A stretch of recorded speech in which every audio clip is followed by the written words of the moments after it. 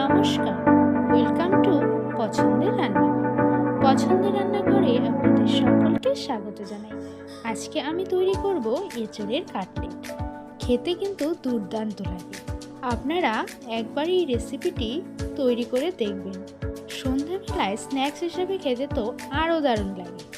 তো সবার প্রথমে আমি এঁচোড়গুলোকে খুব ছোট ছোট টুকরো করে কেটে নিয়েছি আর আলু দিয়েছি। দুটোকে খুব ভালো করে সেদ্ধ করে এবার আমি খুব ভালো করে ম্যাশ করে নিচ্ছি। আপনারা হাতের সাহায্যেও ম্যাশ করে নিতে পারেন। তারপর আমি কড়াইতে তেল গরম করে দিয়ে দিচ্ছি কোচানো পেঁয়াজ আর দিয়ে দিচ্ছি আদা রসুন বাটা। তারপর আমি দিয়ে দেব এখানে আগে থেকে ম্যাশ করে রাখা এঁচোড় এবং আলু।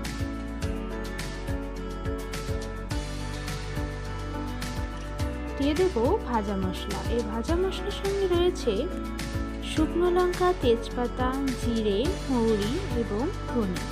এগুলোকে শুকনো খোলায় খুব ভালো করে ভেজে আমি গুঁড়ো করে নিয়েছি। তারপর আমি দিয়ে দিয়েছি পরিমাণ মতো হলুদ আর লবণ আর সামান্য পরিমাণে গরম মশলা। এবার খুব ভালো করে মিশিয়ে বেশ কিছুক্ষণ নাড়াচাড়া করে দিলেই তৈরি হয়ে যাবে এই কাটলেটের ব্যাটারটি। তারপর একটি পাত্রে নামিয়ে বেশ কিছুক্ষণ ঠান্ডা করে নিতে হবে। কাটলেটের যে ব্যাটারটি তৈরি করতে হবে সেজন্য আমি এখানে নিয়ে নিচ্ছি দুটো ডিম, দিয়ে দিচ্ছি আগে থেকেই ভেজে রাখা সেই মশলাটা আর লঙ্কা বাটা, সামান্য পরিমাণে লবণ।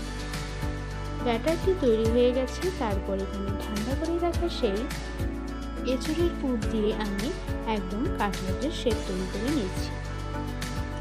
আমি কয়েকটি কাটলেটের শেপ তৈরি করে নিয়েছি। তারপর এখানে আমি সবার প্রথমে কাটলেটটাকে ব্রেড ক্রাম্বসে দিয়ে দিলাম। তারপর আমি সেই ব্যাটারে ডুবিয়ে আবার ব্রেড ক্রাম্বস দিয়ে কোট করে নিচ্ছি।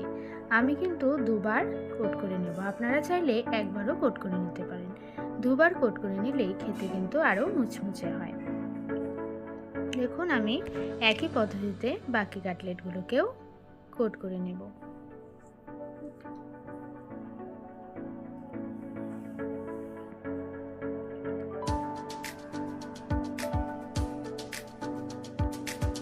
আপনারা চাইলে কিন্তু ডিমের গোলা না দিয়ে ময়দার বা কর্নফ্লাওয়ার দিয়েও ব্যাটারটি তৈরি করে নিতে পারেন, কিন্তু ডিম দিয়ে করলে খেতে আরও মুচমুচে এবং সুস্বাদু হয়ে থাকে।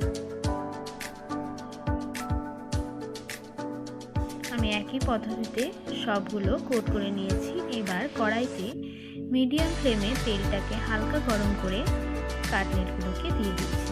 উপর থেকে তেলটা ছিটিয়ে ছিটিয়ে দিতে হবে